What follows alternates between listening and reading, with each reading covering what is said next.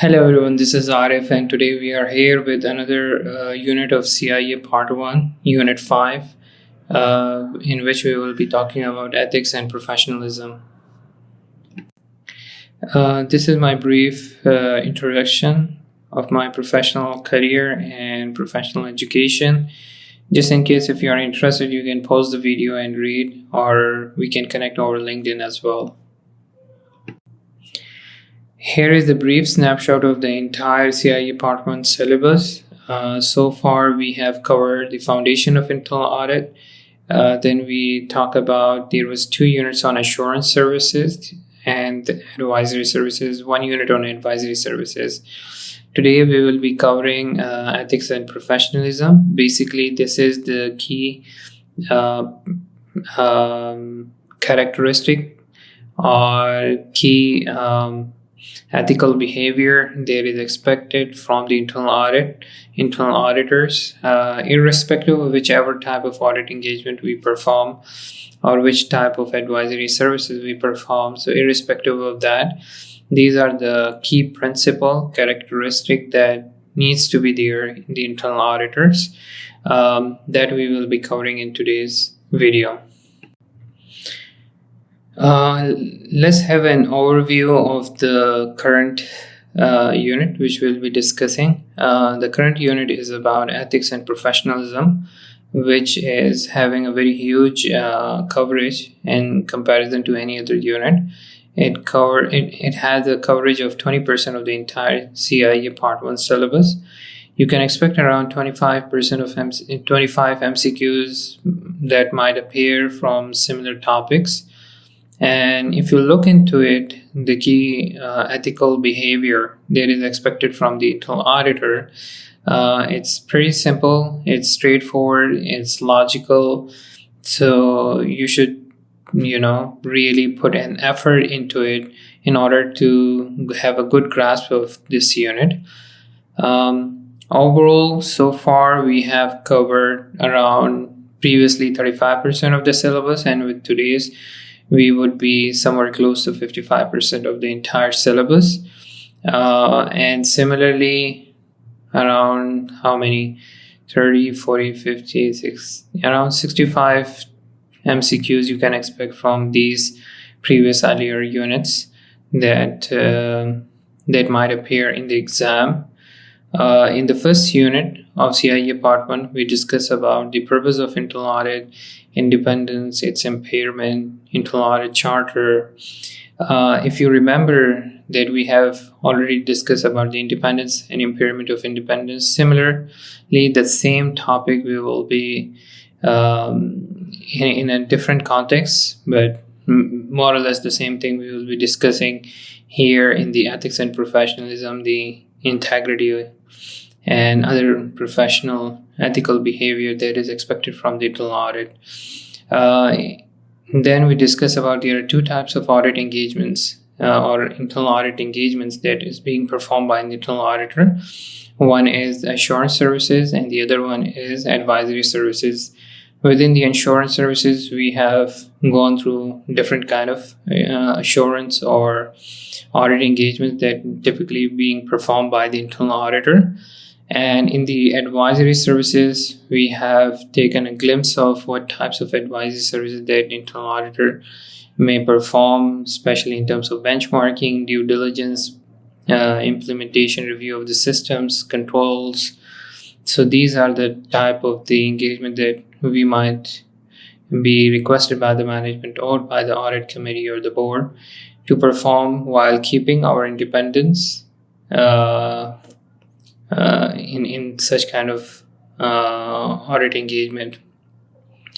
Today, the topic which we are covering is about ethics and professionalism, and it is a very important topic because these are the behavioral aspects of the internal audit that needs to be an internal auditor needs to be mindful about in all circumstances while performing their internal audit services. So there are 5 types of ethical behavior that is expected from the internal auditor that we need to have an integrity, we need to be very objective in performing our duties. We need to have a competence, which means we need to have the right skill set to perform our audit engagement or advisory engagement. We have to be mindful about the due professional care, which is about that we perform our duties with due diligences. And the last one is about confidentiality, that at all times as an internal auditor, we have to abide by the confidentiality because we have sensitive access to sensitive data within the company, and we have to show integrity in a way that we do not disclose proprietary or employers' information within the company or outside the company, apart from the engagement results which we share to the rightful stakeholders. Other than that, we have to maintain the confidentiality. Before we move to our key content of the syllabus, it is important for you to understand some of the contextual information in order to understand that where these ethical principles stands within the global internal audit standards. So principally, if you look at in the new internal audit global standards, there are 5 domains. So the first domain is about the purpose of internal audit, which we mainly cover in Unit 1. And then there were 2 key main areas, the advisory services and the assurance services, which covers certain principles and standards that we have covered in the previous units. However, our today's topic of discussion among the main 5 domains is ethics and professionalism, which is very much important because these are the behavioral aspect of which covers the behavioral aspect of the internal auditor. So if you look at in the overall global internal audit standards, there are 5 domains. And one of the domain is basically our today's topic of discussion. Within each domain, there are different principles you can relate to certain objectives that we have to achieve within each domain. And in order to achieve those principles, there are detailed global internal audit standards. So certain standards which we will cover within the first 5 domains of global internal audit standards under the topic of ethics and professionalism. The first principle as per the global internal audit standard is and demonstrate integrity. We will go through the definition, and if there is anything technical that I will try to explain it to you. So the first principle says integrity involves adherence to the moral and ethical values such as honesty, truthfulness, and the courage to do what is right even when it's difficult. It underpins all the ethical principles. So it's pretty simple.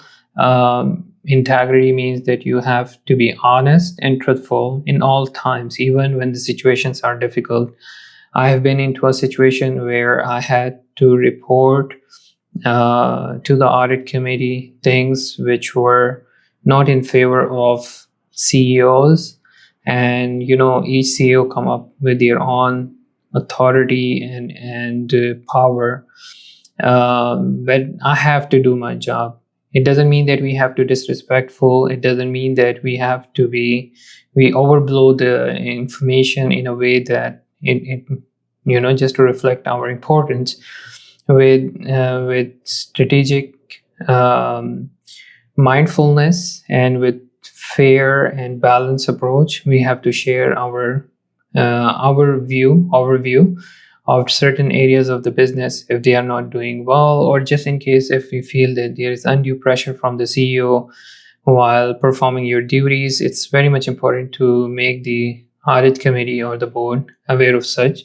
These are not easy situations, but we have to do, because sometimes it might lead to, in certain situation, it might lead to harmful circumstances to yourself as well or to your job. But at the end of the day, This is what that we have to accept the risk within the given profession. It's similar to the police when they encounter any criminals sometime on the line of duty, they get also harmed. So similarly, irrespective of these circumstances, with maturity, with professionalism, we have to share whatever is important. There are three standards which falls under this principle. We will quickly go through it, and in case if there is something technical, I will try to explain to you. The first standard is standard 1.1, honesty and professional courage. Internal auditor must be truthful, accurate, and respectful in all professional communication and should disclose material fact for informed decision making. It is the same that we have to share all the information to the audit committee or to the management in case if it is about anything related to management, just to give them the first chance to work on it. Unless until if we found obstacles from the management, then we have to escalate it to the audit committee as well. Number 2 is standard 1.2, organization's ethical expectation. Auditor must understand, respect, and promote the organization ethical standards and report deviation. So which means that we are not only has to abide by the 5 key ethical principles within the IIA, but just in case if there are more than that within the organizational domain or in your organization, that also we have to be mindful about. And any deviation from those ethical principles by the internal auditor needs to be reported to the committee, just in case for them to assist you or to guide you or to take the right course of action. Number 3, 1.3 standard is about legal and ethical behavior. Internal auditor must avoid unlawful or unethical act that could damage the organization or profession and report violation to appropriate authorities.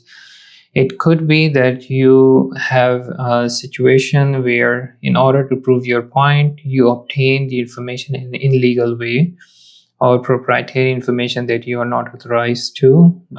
So in such cases, we have to be very much mindful about that our action and our intention all has to be legal and professional. Just because our intention is clean doesn't mean that we can have a wrong means of getting the information or sometime action that may lead or question our own integrity. So anything unlawful, anything unethical, we have to avoid as much as we can in order to ensure integrity. In order to ensure integrity within your team and within yourself, there are certain things that you have to be mindful about. As an auditor, the first thing that we have to speak the truth in all challenging situations. We have to maintain ethical behavior, even if it is not explicitly part of the code of conduct of a company. At a bare minimum, we have to follow the ethical principles defined by the Institute of Internal Audit that we are covering in this unit. Another thing, we have to report any unethical behavior, be it within the team or in regards to the audit team. Lastly, we have to promote integrity through our leadership, means that we have to lead by a good example. We have to provide training to our team so they understand how to identify ethical issues, how to deal with such ethical dilemmas. And lastly, we need to have a team discussion within our teams in order to confront, or in case if you perceive if they might face certain kind of situation, to help them to understand, to diagnose, and to encourage them as well. In order to ensure the integrity within your team, it is very much important for the chief audit executive to facilitate ethical training, supervise ethical decision, and obtain stakeholder feedback in case if they have any confusion in regards to ethical behavior, and to guide them as well in case if we found that they might fall in the trap of acting in an unethical manner. Lastly, whenever you find that your team member come across any audit finding that might be a bit more sensitive and covers an unethical behavior, so you have to support them, you have to understand and discuss within the team, and in order to take the right course of action and stand with them in reporting such sensitive matters to the audit committee or to the management. And the first principle that we have covered in our earlier slide is about integrity. And now we are discussing the second principle, which is maintaining objectivity. Objectivity is an impartial, unbiased mindset that allows auditors to perform duties fairly, free from conflict of interest or undue influence. This is the mere definition of what is objectivity. To understand in a simple English, it means that whenever you make any decision or you are reviewing any area of the business, your mind should be clear and it should not be under any perceived influence or biasness which may impair the way you act and which may affect your decision making. There are three standards that further explicitly elaborate about objectivity. The first one is standard 2.1, individual objectivity, which talks about the internal auditor must maintain objectivity in all activities and decisions, avoiding bias and undue influence. Then we have a standard 2.2, safeguarding objectivity. Internal auditor must avoid conditions that may impair objectivity in fact or appearance and take corrective action if impairments are identified. And another standard 2.3, disclosing impairment to objectivity. Any actual or perceived impairment must be disclosed immediately to appropriate stakeholder, including management and the board. So in a nutshell, all the auditor needs to be very objective and without any influence while carrying out their audit activities or making decisions, because when we are not objective, we might give a favorable or unreasonably unfavorable decisions or conclusions to our work, which is not fair with the auditee. Maintaining objectivity is another ethical principles that we have to maintain. There are certain kind of situation where we might presumably fall under such situation that our objective is being impaired. Sometime when we perform our advisory services and we have to carry out audit later on the same activity, it might lead to a situation of self-review biasness. Familiarity biasness would be that you presume certain areas of the businesses that you understand them very well and you presume that the controls are functioning well. Or it could be that you have a familiarity within the department with someone. For example, your friend is heading that department and you do not want to take a difficult stance over him. Another would be prejudice or unconscious biasness. For example, sometimes we have automated systems within the process and we presume that these are very well controlled, and sometimes we have manual controls and we presume that they are not very well controlled. So just because a system is there, or if there isn't a system, it doesn't make any big difference in terms of our being skeptical about looking at each process independently and assessing their control, design, effectiveness independently. For example, in one of the situation, one of my team member, he has recalculated the depreciation manually and he encountered this system was calculating wrongly the depreciation over several years, and no one was bothered enough to recalculate and eventually the management find out there was a bug or a system called error, which they later on fix and take the adjustments of prior years depreciation in their books. So such kind of prejudice we have to be aware of. And what are the key safeguards? The key safeguard is, if we have performed certain advisory services within the company and we have to audit the same area, we assign a different team within our department to carry out that work, or we wait at least for 12 months before we carry out the audit engagement on the same area. We'll limit taking gifts or services from management in order to not be biased in our decision making. We evaluate our performance, and carefully the heads or the chiefs, they supervise the work of their team in order to be close to them, in order to understand if they might fall in the trap of perceived biasness in any given situation. So these are some of the safeguards which we can take in order to maintain our objectivity. The first ethical principle we have discussed is about integrity, which is carrying out your job activities with honesty and truthfulness, even in challenging situation, and reporting in case if there is any impairment to independence. The second ethical dilemma that we have discussed about is about being objective, and we have to see that if in case our objectivity is being impaired by any means, we have to have proper safeguards in order to maintain our objectivity.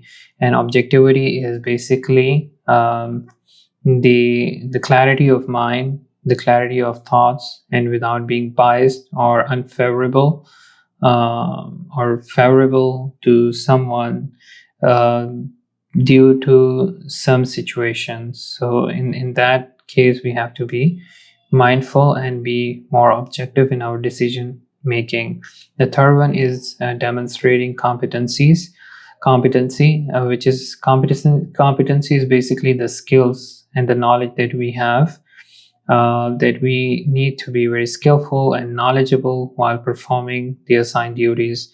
We will go and read the definition and the standard, and I'll explain if there is anything needs much more elaboration. So the principle 3 talks about internal auditor must possess and continually develop the knowledge, skills, and abilities required for their role.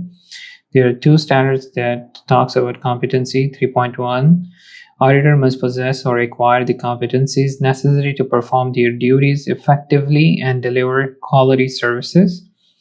Another standard, 3.2, state about continuing professional development, which is CPD. Internal auditor must enhance their skills through continuous learning, including formal education, on the job training, mentoring, and feedback.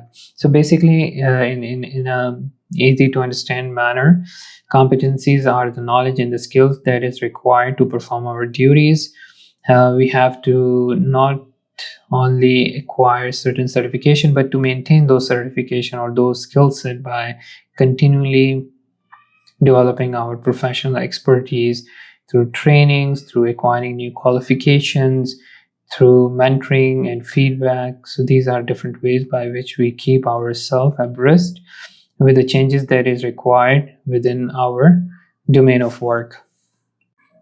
Some of the key responsibility that we internal auditor have, that we only pursue audit engagements or advisory services for which we are qualified to. For example, if we know that within our team we don't have resources to carry out cybersecurity audit, then we shouldn't assume such a responsibility, and we inform the audit committee that we need to either hire some skillful auditors in such domain, or we outsource such audit activities. The same apply for advisory services as well. We also have to ensure that we continuously develop ourselves through different trainings and different seminars, reading articles to be more relevant with the changing environment, business environment. Another way of developing ourselves is by obtaining specialized certifications. CIA is one of it. we could have information system auditing certificate, fraud examination, GRC. These are other ways of being more relevant to our profession. And lastly, we need to be abreast with any new technology, any new trends, new regulations, standards that's being emerging in our domain or within the business domain that may require us to be more vigilant while performing our audit engagements. Some of the key role that the chief audit executive can take in order to enhance the competency within the internal audit department is by regularly assessing that what skill set they have within the department and obtaining the one which they don't have. Another way, promoting CPEs and ensuring that we have budget for the team to go through certain trainings or CPDs to maintain their certification. Another way is supplementing gaps via external service providers or trainings by outsourcing for the engagement for which we do not have the skill set. Another ethical principle that we have to be mindful is about exercising our due professional care whenever we are performing any internal audit engagement, be it advisory or audit engagement. The principle states that the internal auditor must apply diligence, sound judgment, and critical thinking when planning, performing, and reporting on engagements. There are 3 standards which talks about due professional care. The first one is conformance with the global internal audit standard, which is very much important because this gives us a surety that we are abiding with the right kind of guidelines stated by the Institute of Internal Auditor while performing our audit and advisory services. And also it helps the stakeholder to ensure that part of our global internal audit Institute of Internal Auditor body, they can rely and trust in our work. The second thing is due professional care. The internal auditor must carefully consider the risk, controls, stakeholder expectation, and resources used to deliver value.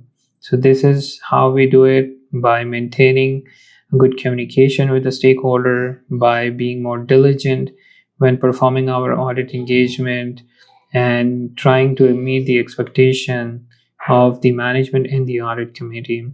The third standard is about professional skepticism. Internal auditor must apply a questioning mind to critically evaluate audit evidences and remain alert to any potential misstatements or biasness.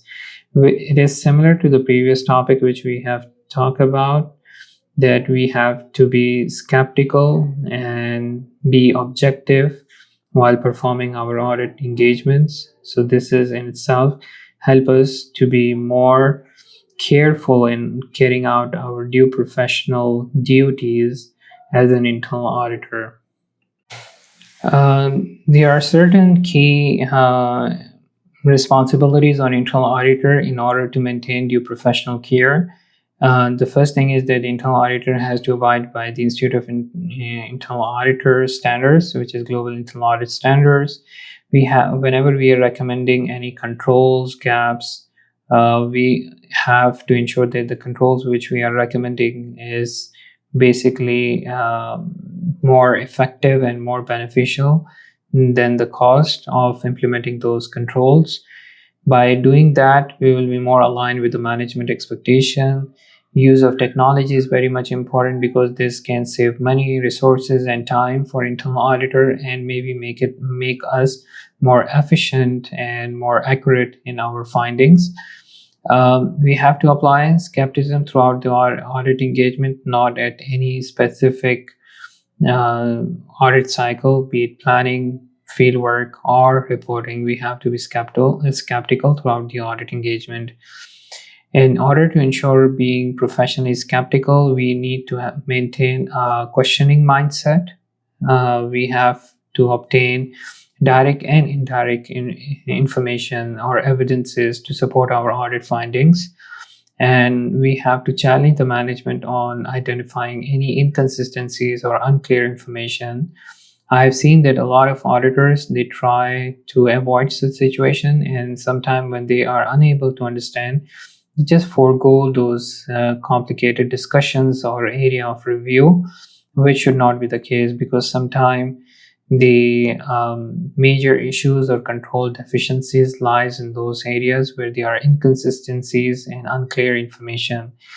For example, I was one of my team member was involved in reviewing some management related reconciliation of certain processes for revenue recognition, and it was very complicated assignment because there were around 4 or 5 departments involved in the process, and the data moves from one department to another, and they add something and then they share it with another one.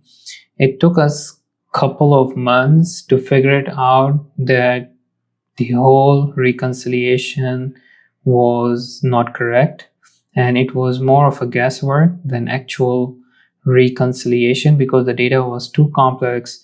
There were a lot of stakeholders involved, and on the top of that, there was no clear policies and procedures. There were no defined job responsibility for each department, so everyone was blaming the other department for inconsistencies. So in such situation, we have to make sure, even if it takes a bit more time and effort and make you a bit uncomfortable while you're discussing with the management those areas of confusion, you still need to be more careful and try to resolve the mystery in order to be more do professional or be careful in carrying out your audit activities. So these are some of the elements that we need to be mindful in carrying out our audit or advisory services. The fifth principle for being ethical as an internal auditor, we must maintain confidentiality by all means at all times. The principle states that the internal auditor must protect the confidentiality, privacy, and proprietary nature of information obtained during the audit. There are 2 standards which further elaborate or support the confidentiality principle. The first one, 5.1, says use of information. Internal auditor must possess information according to the laws and internal policies and must not use it for personal gain or harm to the organization. The second one talks about 5.2, protection of information. Auditor must protect all information acquired in their personal role from unauthorized access, use, or disclosure. So basically, as an internal auditor, we have to maintain confidentiality because we have access to a lot of information that normal employees within the company does not have, be it minutes of the board, be it minutes of the committees, sometimes certain confidential corroborative information to certain management strategic decisions. So there is a lot of information about employee salaries, paychecks, tax matters. It could be litigations. So there is a lot of information that we are exposed to as an internal auditor. So we have to be mindful. Also, we have to be mindful whichever sort of information that we are using, either it is that we are protected, that the information which we are using for our audit findings is lawful and as per the internal policies within the company. We cannot use any information that is very personal in nature and we obtain through or through wrong means, that we cannot do just to prove our point. Also, all sort of information that we have access to, whenever we use that information to come across or to come up with the audit finding. This information protection is a responsibility on us, so we have to maintain such information in a protected way and have restricted access and disclosure of such information to the right individuals. There are certain responsibility as an internal auditor in regards to the maintaining confidentiality, that whatever information we receive, we use it for professional purpose, not for personal purpose. Maybe you're an auditor in a listed company and you have access to certain information which eventually will be reflected in a quarterly or a yearly report and will impact the company share. So you buy or you sell such insider information. So these are unethical and sometimes criminal activity that you have to avoid, or use it for any other personal purpose. So we have to avoid that as well. We always obtain the information through authorized channel, through proper under the proper company's policies and procedures, and through proper under the legal protection, and prevent unauthorized access or sharing of such information. There are certain safeguards which we can do. The information that we already withhold, we can use encryption while we are keeping password protection, limited access, and secure disposal of such information, that we use it for our audit or advisory engagements. The chief audit executive is responsible to regularly review the access rights to granted to such information within the team or outside the team. And later and lastly, the other thing which we can do to safeguard ourselves is to seek legal opinion in case where we have a confusion and doubts. So these are certain ways by which we can safeguard and ensure confidentiality and maintain that principle.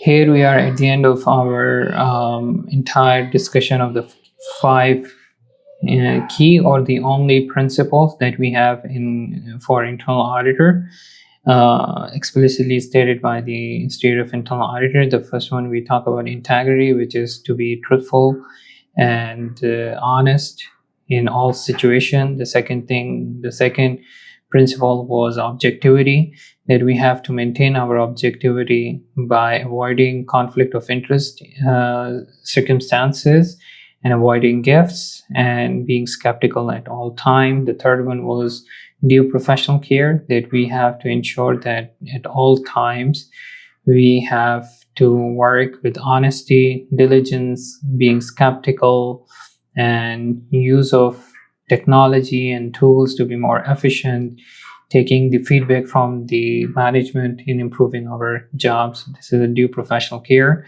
Competencies we talk about. Competencies means that we have the right skills and knowledge through acquired knowledge through certifications or continuous knowledge by keeping abreast with the new technology, new changes, regulations within our domain of work. And lastly, we talk about confidentiality, where we have to maintain the confidentiality of the information that we received, and also to obtain through legal means all the information that we require for our audit engagement. And whenever we have any doubt, we can consult the legal counsel for more clarity. So these are the fine bare minimum ethical principle that all the internal auditor has to abide by. But in companies, there are more than that they have to abide by. So in that case, we have even extra responsibility or more responsibility to ensure that we also abide by the additional code of conduct of the companies. This is the end of Unit 5, and hope to see you in the next unit. And till then, take care of yourself. Remember me in your prayers, and share these videos with whoever you believe might benefit from. And see you till next time.